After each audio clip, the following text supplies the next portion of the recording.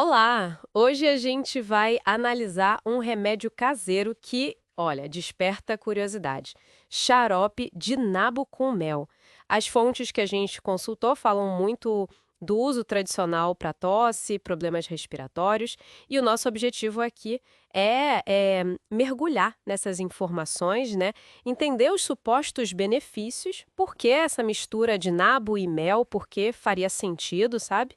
Como preparar e, claro, muito importante, os cuidados. Nabo com mel, sou um pouco inusitado, né? Ok, vamos tentar desempacotar isso. Com certeza.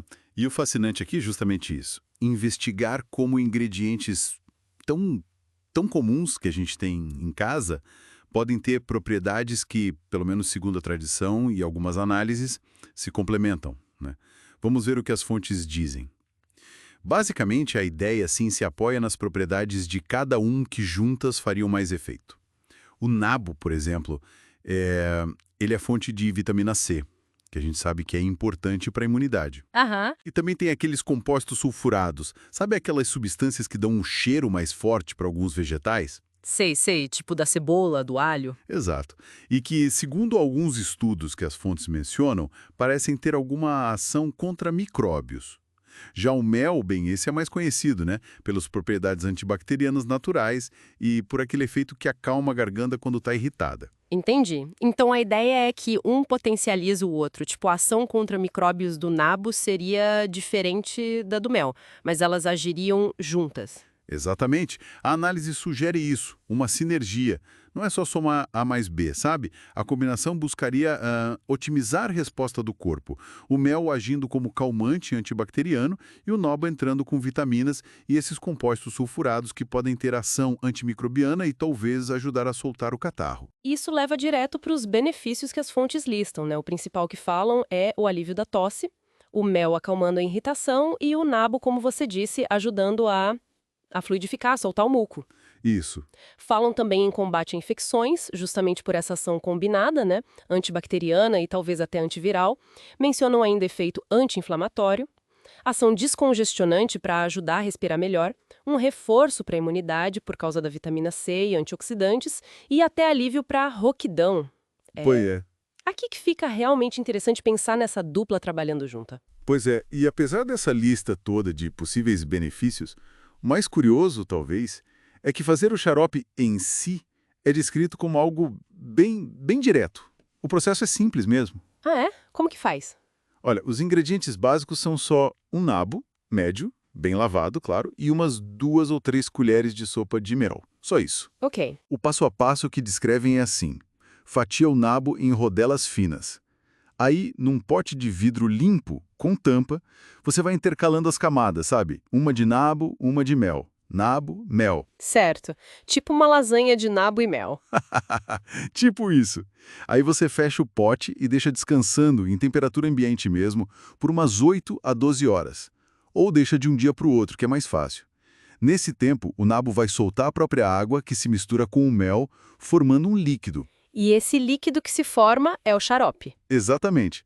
Depois desse período de descanso, é só coar, pode descartar as fatias de nabo, o xarope que ficou você guarda num potinho de vidro fechado, na geladeira, e aí, segundo as recomendações, consumirem até uns 5 dias. Bem acessível, né? Sim, bem simples mesmo. E sobre o uso, como tomar? As fontes falam alguma coisa? Falam sim. As indicações encontradas são: para adultos, a dose sugerida é de 1 colher de sopa umas 2 ou 3 vezes por dia. Ok, e crianças? Para crianças, sim, mas aqui tem um ponto crucial: sempre acima de 1 ano de idade. A recomendação seria 1 colher de chá 2 vezes ao dia. E isso nos leva, assim, a um ponto que não dá para não enfatizar: os avisos e cuidados. É absolutamente fundamental, e as fontes reforçam muito isso. Nunca, de jeito nenhum, oferecer mel ou qualquer coisa com mel, tipo esse xarope, para crianças com menos de 1 ano. O risco é o botulismo infantil. Botulismo infantil. Nossa, isso muito sério. Por que o mel é tão perigoso assim especificamente para os bebês? É uma condição neurológica bem grave, sim. É causada por esporos de uma bactéria, o Clostridium botulinum, que podem existir no mel. O sistema digestivo dos bebês com menos de 1 aninho ainda é muito imaturo. Ele não consegue neutralizar esses esporos. Entendi. E aí eles podem se multiplicar lá dentro e produzir toxinas muito perigosas. Em adultos e crianças maiores, nosso sistema digestivo já dá conta disso sem problema. Mas para bebês é um risco real e que não se deve correr de jeito nenhum. Nossa, informação importantíssima essa. Demais. E além disso, é essencial entender que esse xarope, como outros remédios caseiros, né, ele é descrito como um complemento. Ele não substitui de forma alguma a avaliação e o tratamento médico profissional. Jamais. Certo. Então, quando que a pessoa tem que parar com o xarope e ir para o médico? Quais são os sinais de alerta? Ótima pergunta, porque levanta a questão importante dos limites do autocuidado, né? As fontes são bem claras quanto a isso. Se a tosse continuar por mais de 3 dias sem melhorar, se tiver febre alta, o que não passa, ou, principalmente, se a pessoa sentir qualquer dificuldade para respirar, falta de ar, chiado no peito, aí não tem conversa. A consulta médica é indispensável e tem que ser rápida. Entendi. Remédio caseiro pode até aliviar um sintoma leve, mas não trata a causa de problemas mais sérios. E o mais importante, não pode atrasar a busca por ajuda médica qualificada, tá? Perfeito. Então, resumindo o que a gente viu, analisamos um remédio tradicional, essa combinação de nabo e mel, que tem uma série de benefícios apontados para questões respiratórias, tipo a tosse.